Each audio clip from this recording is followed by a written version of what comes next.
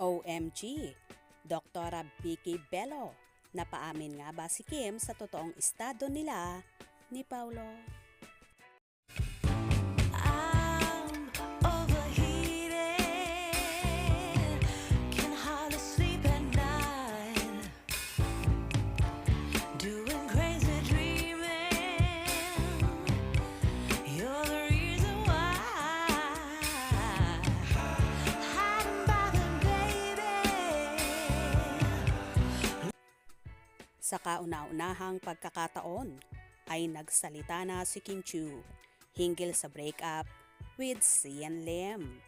Matatandang after ng hiwalayan announcement nila ni Sian last December ay never pang nagbigay muli ng pahayag si Kim tungkol dito, lalo na nga sa mga interview.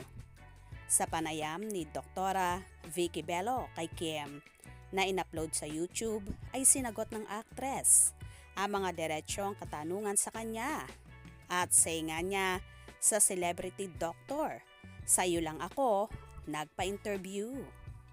Sa unang tanong na kumusta naman siya ani Kim ay okay naman siya at busy sa work. Tinanong ni Doktora Vicky kung kumusta ang puso niya at sagot ni Kim, ang puso, "It's a little empty." Sabay sigaw, "Pero okay naman. It's ano naman, part of life and part of growing up."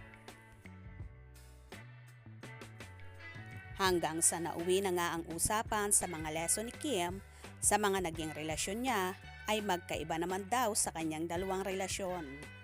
Yung isa, it's a different scenario and this one is also different, ani Kim, na kahit walang pangalang binabanggit, obvious na man na sina Gerald Anderson and Sian Lim ito. Diretso siyang tinanong ni Doktora Vicky kung ano ba talaga ang nangyari sa kanila ni Sian without meaning the actor's name. Wala naman, baka magalit siya. Ano lang talaga, it's ano lang, common understanding naman namin. Mutual decision to end things or to move on with our lives. Saad ni Kimi, "It's very personal, medyo mahirap siya and you just have to accept. Siguro mga bagay na wala ka ng control and you cannot push yourself sa isang bagay na not naman in the same wavelength." Anya tungkol sa breakup. Tinanong ni Doktora Vicky ang actress kung sa loob ba ng 11 taon ng kanilang relasyon ay tinanong ba nito si Sian kung ano ang susunod mangyayari sa kanila. "Hindi talaga, hindi ako nagtanong," Kimi replied. "Pero iniisip mo?" Tanong ulit ng doktora. "Iniisip ko pag-amin ng actress and then it's also one of the reasons of the many reasons. Siguro maliit, hindi naman siya big factor. Pero syempre, as we grow old, syempre, iisipin mo na rin yon. Kaya ngayon daw ayon kay Kim ay ayaw na raw niyang mag-expect. Ako kasi doc ngayon, parang ayoko na ng too much expectation on what will happen sa buhay ko in the next 6 months or in the next years to come. Parang gusto ko na lang mag-enjoy kasi parang sa buhay natin, na plano na to ni God lahat eh. Everything doesn't happen by chance." Say niya, "It was written already before you were born." Parang gano'n na siya. Parang gano'n na yung paniniwala ko. Hindi pa siguro siya time for me. Hindi siguro siya yung para sa akin.